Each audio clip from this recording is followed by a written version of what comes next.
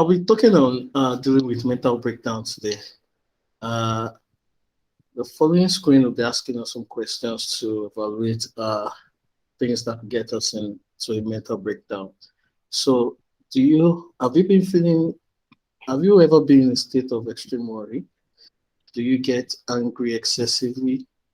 Are you having trouble concentrating? Do you always find it difficult to sleep? Or are you experiencing extreme fatigue? You might actually be on the verge of a mental breakdown.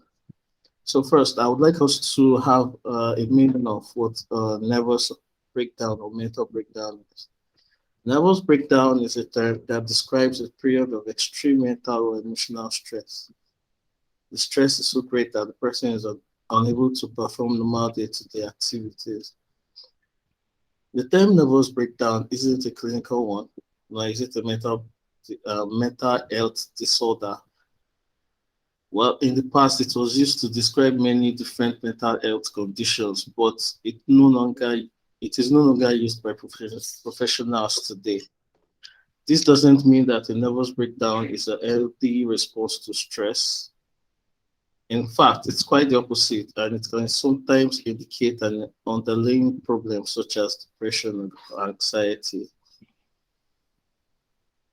There is no one cause for a mental or nervous breakdown.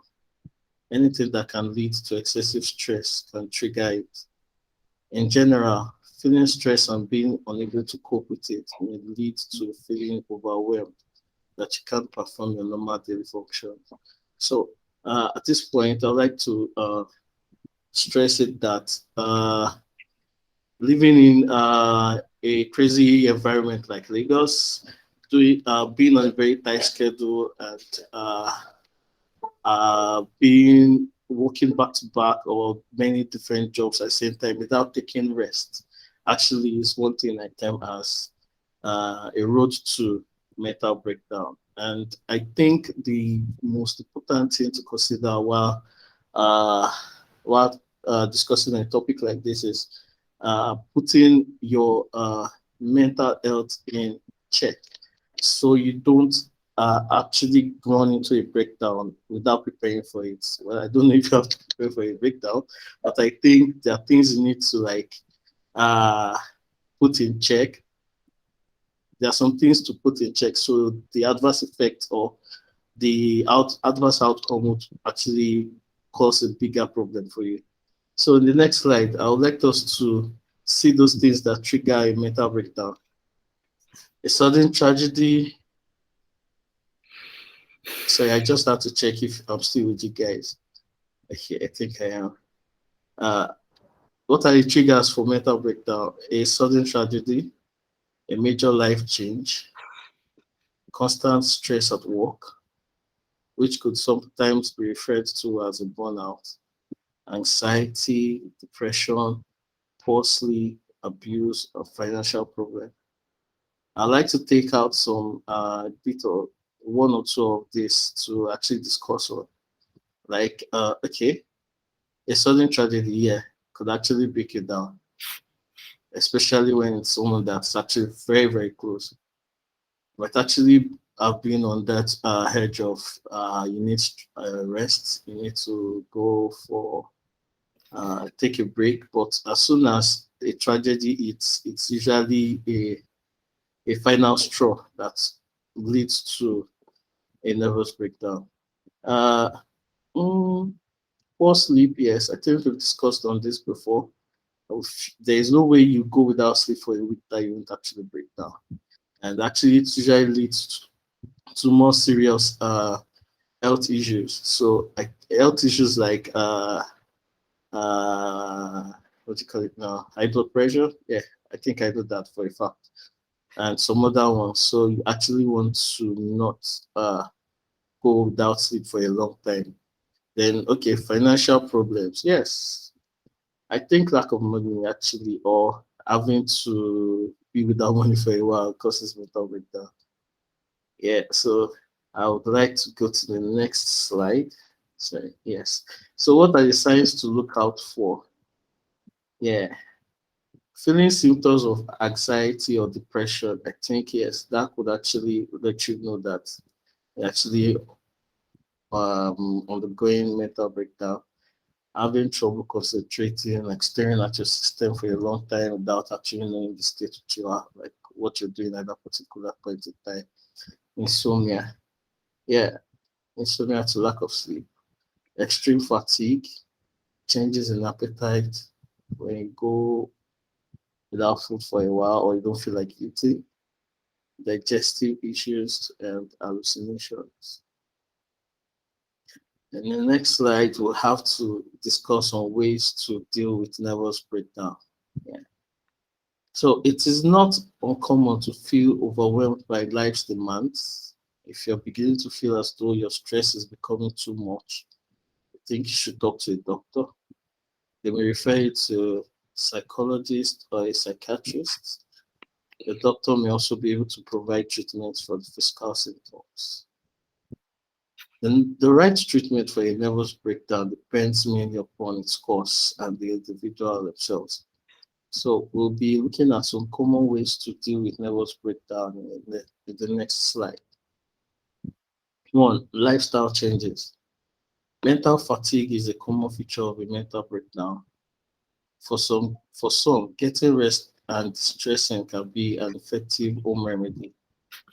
Yeah, for example, for myself, ways to which I get out of a breakdown, or if I'm about to get into massive stress or fatigue, is I go swimming.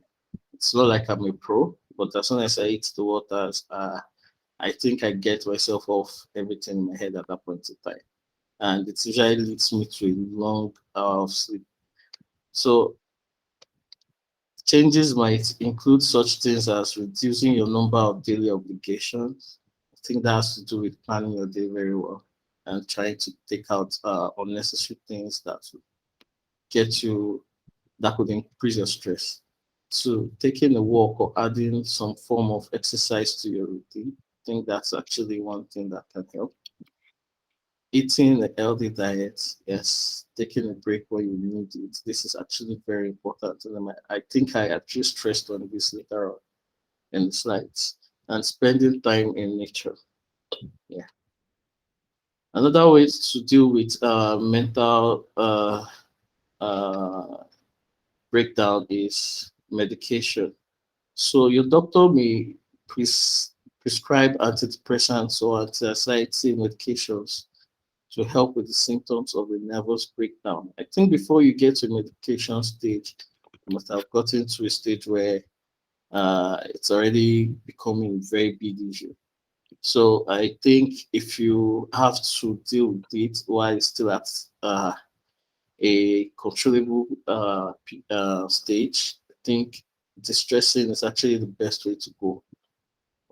But if you think you can't handle it by yourself, I think going to see a doctor, and most of the times they decide what you actually get to use to help your particular condition, like you said earlier. And going through medication should actually be through your doctor, not something you need to decide by yourself. So if your stress is causing insomnia, you may be prescribed a sleep aid. Yes, disruptions in sleep can worsen stress and anxiety, which only worsens your insomnia. Yeah, I think when you have a wandering mind and you actually are in an anxious state for a very long time, it causes you to not sleep. Aside from mental breakdown, we can actually get into BP issues too. Yeah, sleep aids can help to break the sleeplessness cycle and reduce your stress. Yes, sleep aids are good, but there is a discussion I had with my dad one time because some time ago he actually is hypertensive, yeah, and he tries to use sleep aids because he said they actually could get you could actually depend them on too much and they become too addictive for you to use. But if it would save your life, I think you should go for it.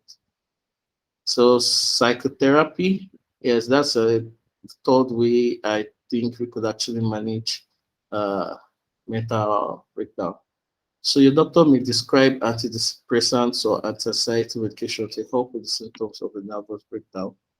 If your stress is causing insomnia, maybe oh sorry, I actually take to okay. Sorry, I did not put this particular text here. So in what happens here is there's sometimes it might actually need to be talked out of your what is actually causing your mental breakdown. You might have to see a shrink that could actually help you with this declustering what is actually in your mind, things that actually could lead you to symptoms that lead to uh, mental disorder. Because sometimes it's not work, sometimes it could actually be some other things bothering your mind. So I think going to see a psychotherapy could actually help you uh, discuss and ease your mind, then getting yourself back to normal again. Well, for some in some part of the world like Nigeria, we actually don't like going to see a shrink. I think it's the last thing you want to go to because there's usually this stigma attached to going to a psychologist or going to a psychotherapy. Uh, if you've heard the word of Yaba left, you understand what I'm saying.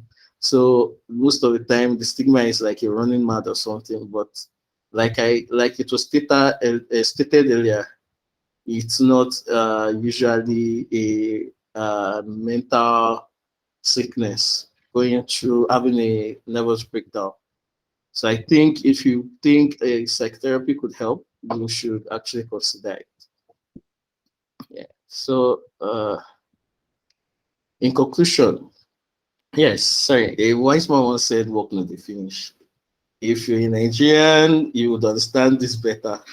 But what it simply means is there's work is a never-ending order.